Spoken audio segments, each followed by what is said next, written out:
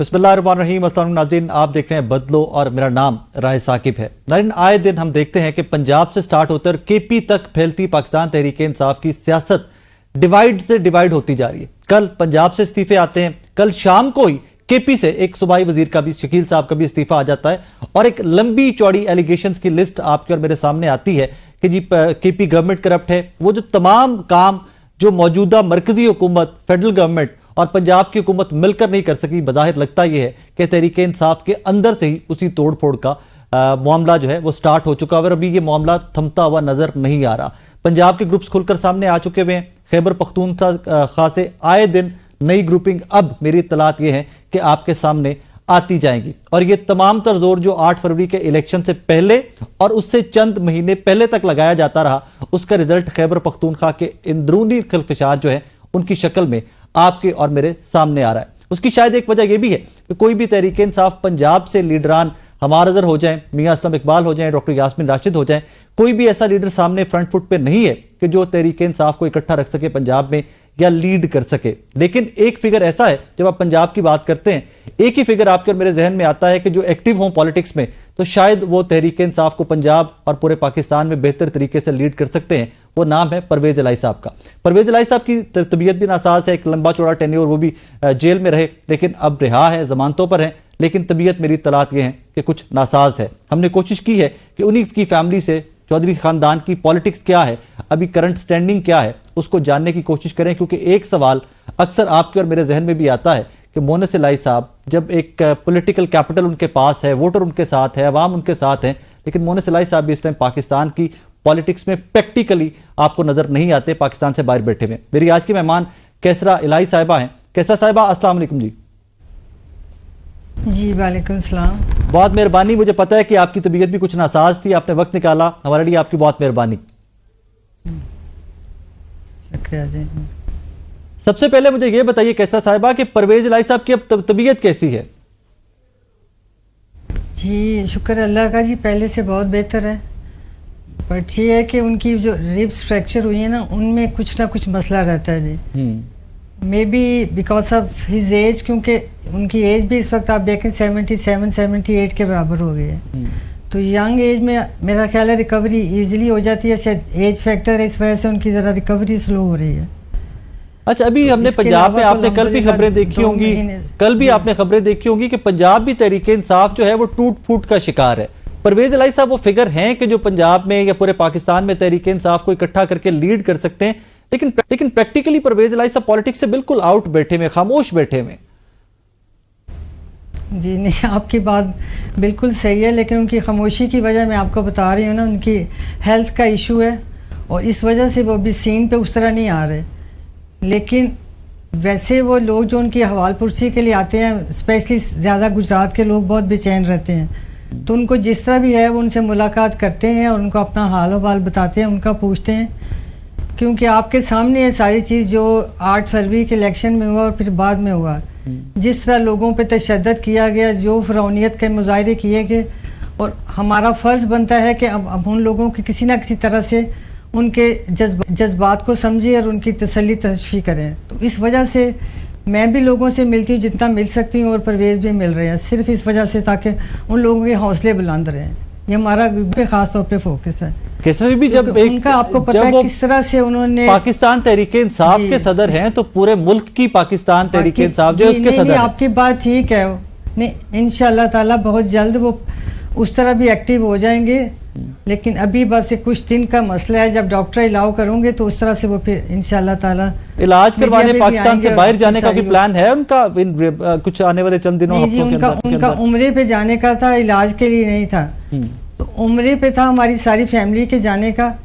High court ने उनका नाम निकाला उससे एग्जिट कंट्रोल लिस्ट से, और उसके बाद हम उसी में थे कि चले अल्हम्दुलिल्लाह अब सारे जाते हैं इकट्ठे होकर, बाल बच्चा सब, लेकिन दोबारा उनका नाम डाल दिया गया दोबारा उसी पे, ECL पे।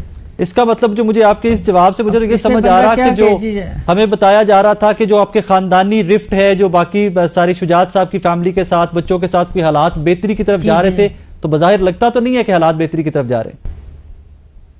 नहीं जी बिल्कुल भी नहीं, उस तरह का हमारा उनसे उस तरह से सियासी तौर पे तो कभी हो ही नहीं सकता।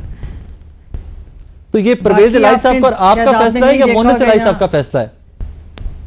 नहीं जी, ये सारा मुश्तरका फैसला है। किसी ना मोनिस का है, ना मेरा है, ना परवेज का। जी मुश्तरका फैसला है, क्योंकि फैमिली पे तशद्दुद हुआ है, फैमिली के साथ ज्यादती हुई है। आप सबके सामने अब इस चीज़ को मैं कई दफ़ा मीडिया आगे दोहरा सकती, दोहराया मैंने, बार बार दोहराया कि किस तरह से इन्होंने इलेक्शन में जो हमारे साथ सलूक किया, उसके बाद कोई गुंजाइश बचती है। लेकिन एक हमने ये भी सुना था ना कि परवेज साहब की रिहाई में भी शुजात साहब ने कोई पार्ट प्ले किया था, या शुजात साहब का भी कोई रोल था? जी ये बिल्कुल भी 100% ये दरोग हुई है, बिल्कुल इसमें ज़रा बराबर भी सच्चाई नहीं है। क्योंकि मैं आपको बताती हूँ, अगर ये चीज़ होनी होती तो जब ये इधर लाहौर में थे कैंप जेल में, तकरीबन वो जुलाई 1 जुलाई को अरेस्ट हुए थे। अगर मुझे सही से याद आ रहा है तो जुलाई का महीना था। आप देखें, वो देखें जुलाई, और अब जुलाई गुजर चुका है, 1 साल से ऊपर का अरसा हो चुका है। तो अगर ये इस तरह शुजात के कहने पे या किसी और के, इनके वो क्या, मैं नाम नहीं लेना चाहती, किसी उसके कहने पे अगर ये होना होता तो ये तभी हो जाता। ये जुलाई की कोई रात थी, दिन मुझे याद नहीं है। ये मेरे तीनों भाई गए थे परवेज के पास। अब आप टाइम का ज़रा ज़हन में रखिएगा कितना अरसा चीज़ को गुजर चुका है। तब वो नए नए हुए थे, अपना जेल में गए थे, जो भी था। तो उस वक्त ये रात को तीनों भाई मेरे गए और जाके उनके सर पे बैठे रहे कि आप अभी आपके देखें, हमदर्दी का पहले मुजाहरा किया ना कि देखें आपकी सेहत किस तरह की है और गर्मी हबस कितना है। आप अपने पाँव की तरफ देखें, आपके पाँव सूजे हुए हैं। और एक्चुअली उनके यही हाल था, पाँव वाकई उनके सूजे हुए थे, उसमें कोई शक की या झूठ की बात नहीं थी। तो अपनी सेहत पे रहम करें और हमें आपसे बड़ी हमदर्दी है, और आप घर चले। और मोनिस के ख़िलाफ़ बाप को करने की कोशिश कर रहे थे कि वो तो बाहर बैठा हुआ है, अपना बैरून मुल्क स्पेन में कहीं मौज कर रहा है, और आपको अंदर बंद किया हुआ है। और उस रात फिर उन्होंने परवेज से बराबर घर पे फ़ोन कराए, बराबर प्रेशर डाला, बहुत कुछ होता रहा। लेकिन अल्हम्दुलिल्लाह ना वो अपनी जगह से हिले, ना मोनिस हिला, और ना मेरा छोटा बेटा, और ना मैं। हम 4 लोग मेन फैमिली के। आप कह रही ना कि परवेज इलाही साहब के फोन आते रहे घर पे, तो क्या कोई मशवरा कर रहे थे परवेज इलाही साहब आपसे कि क्या करना चाहिए आगे, कि ये लोग मुझे कह रहे हैं, प्रेशर डाल रहे हैं मुझ पे? वो उनके सर पे जो बैठे हुए, रात को पूरी रात उनसे फ़ोन कराते रहे जी बैठ के। मैंने कहा नहीं कुछ हो सकता, नहीं मैं मानने को तैयार, ना मेरा बेटा मानने को तैयार है।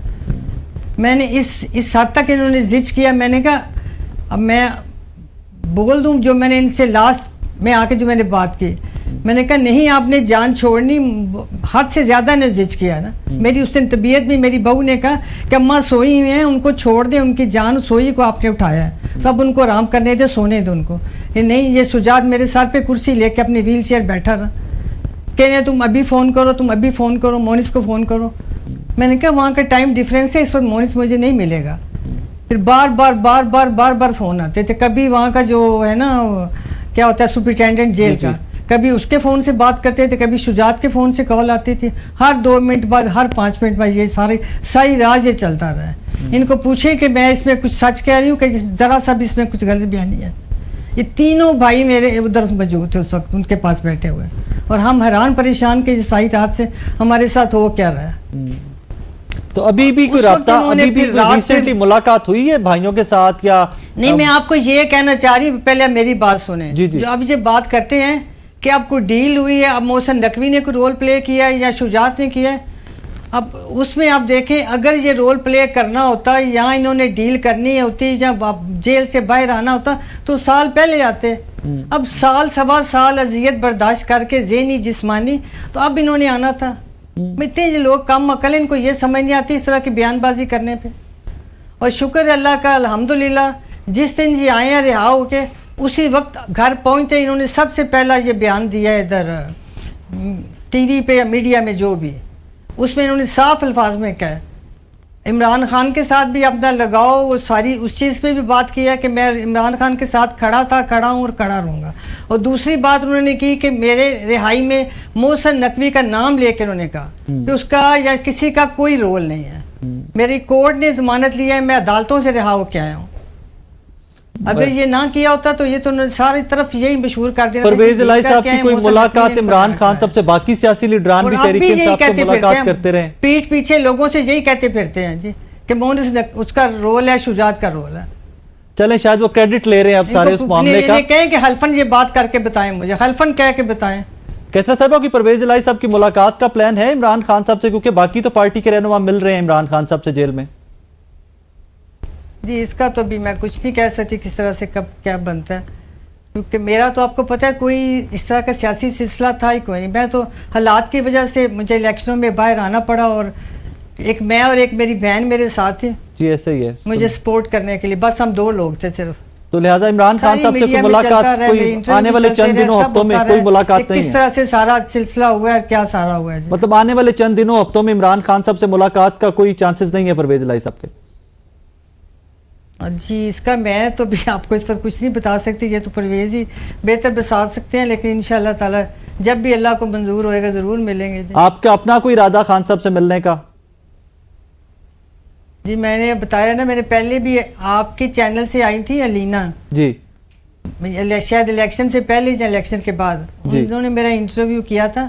उसमें उन्होंने मुझे यही सवाल पूछा था कि बाद में आपके क्या इरादे होंगे पॉलिटिकली और क्या मंशूर दिस एंड दैट। मैंने कहा मैं बिल्कुल एक हाउसवाइफ हूँ, मेरा कोई सियासी अज़ाइम नहीं है, कुछ नहीं है, सिर्फ मजबूरी की वजह से क्योंकि परवेज इस वक्त जेल में है तो मुझे बाहर आना पड़ा है। मैंने उनको बताया, मैंने कहा 77 में मैं अपने बाप के लिए बाहर आई थी।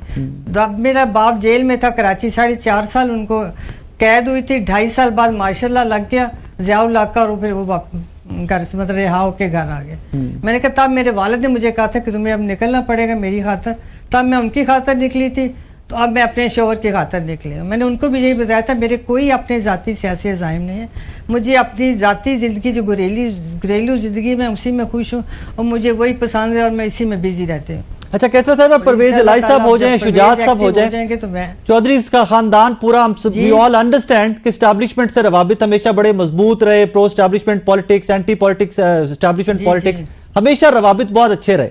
परवेज इलाही साहब क्या अभी इन सर्कमस्टांसिस में, इन हालात में कोई तहरीके इंसाफ और एस्टैब्लिशमेंट की रिफ्ट जो है उसको कम करने में कोई किरदार अदा कर रहे हैं? नहीं ऐसा अभी तो कुछ ऐसा नहीं हो रहा जी, जहाँ तक मेरे इल्म में है जी। कोई रवाबित, कोई आना जाना, कोई आपके नॉलेज में? नहीं है जी, नहीं आजकल कुछ नहीं है जी। और मोहनिस इलाही साहब की वापसी आता है वो डॉक्टर ने सख्ती से कहा हुआ कि रोज आप फिजियो जी। मोहनिस इलाही साहब की वापसी जी वो इंशाल्लाह ज़रूर आएगा और जल्दी आएगा। अब उस पर जिस तरह के भोंडे किस्म के केसेस बने हुए हैं, उससे अब पीछे भी किसी ने इंटरव्यू किया, मोहनिस ने कहा मुझे एक तरफ से तसल्ली हुई कि मुझे विजिबल रखा जाएगा, मुझे गायब नहीं किया जाएगा, तो मैं सुबह आने को तैयार हूँ।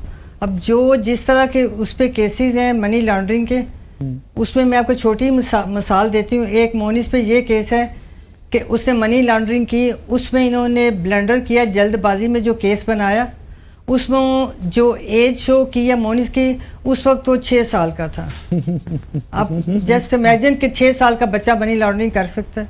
नहीं, इस मुल्क का कानून है ना, यहाँ पे हमने कुछ इस तरह की मिसालें देखी है कि बहुत छोटे छोटे बच्चे अरबपति भी हुए देखे हमने यहाँ पे। तो इस मुल्क में काफी सारी मिसालें ऐसी हैं, शायद उसी तरह की मिसाल एक उन्होंने डाल दी मोहनिस साहब पे भी। नहीं चले, वो मोहनिस कहते हैं मेरे साथ इंसाफ होए तो मैं सुबह आने को तैयार हूँ, लेकिन वो कहते हैं मेरी वालदा की परमिशन जिस दिन होगी जब वो कहेंगी मैं आ जाऊंगा वापस। ये किसने उसको कहा जी? मैंने सुना है कि वो कहते हैं कि जब मुझे एक लिहाज से ये बात ठीक है जी जी, मेरी इतलात ये है कि वो कहते हैं कि जब मेरी वालदा परमिशन देंगी मैं वापस आ जाऊंगा। उसकी बात से एक लिहाज से मैं एग्री करती हूँ। जो बात मैं कहती हूँ मोहनिस को सेफ तरीका मिले उसको वापस आने का, वो अदालतों में जाए, अदालतों को फेस करे। लेकिन ये जो दूसरा तरीका हमारे यहाँ इख्तियार किया गया, मैं उसकी वजह से कभी नहीं चाहूँगी मोहनिस आए। मतलब आपको अभी भी डर है कि वो गायब ना कर दिया जाए उनको, या कुछ इस तरह के मामलात ना हो? जी बस मुझे सिर्फ इस वजह से, मैंने अपने छोटे बेटे को बिल्कुल इलेक्शन के एंड में आके 2-3 दिन पहले सिर्फ उसको आने दिया, क्योंकि उस वक्त मेरे साथ ज्यादतियों की इंतहा हो चुकी थी, तो वो उस वक्त वो नहीं रह सका तो वो आ गया। उसको भी मैंने इसलिए सख्ती से मना किया था कि तुमने मेरे साथ शामिल नहीं होना, सामने नहीं आना, इसी डर से कि रासिक उसका नाम है कि उसको उठा के ना ले जाएं। तो फिर मैं तो उसके बाद बिल्कुल बीइंग अ मदर, मैं आप समझ सकते हैं कि मेरा क्या I do हाल understand. होना था, ये किस तरह होना था। मैं तो वैसे ही बड़ी सेंसिटिव हूँ इन चीज़ों में, चलें, अल्लाह पाक आपको इसलिए मैं इस्तिकामत छोटे दे। बेटे को भी मना रखा है, इसी वजह से मैं बड़े को भी मना कर रही हूँ। चलें, कैसरा साहब, thank you very much for time. अपना ख्याल रखिए, चौधरी साहब की ख्याल रखिएगा। इंशाल्लाह दोबारा जल्दी कोई पॉलिटिकल डिबेट पे आपसे लाहौर में इंशाल्लाह मुलाकात होगी, वहां पर बैठकर देखेंगे कि परवेज इलाही साहब कब एक्टिव हो रहे हैं। नारिन, एक छोटा सा ब्रेक मेरे साथ रहिएगा, ब्रेक के बाद हाजिर होते हैं।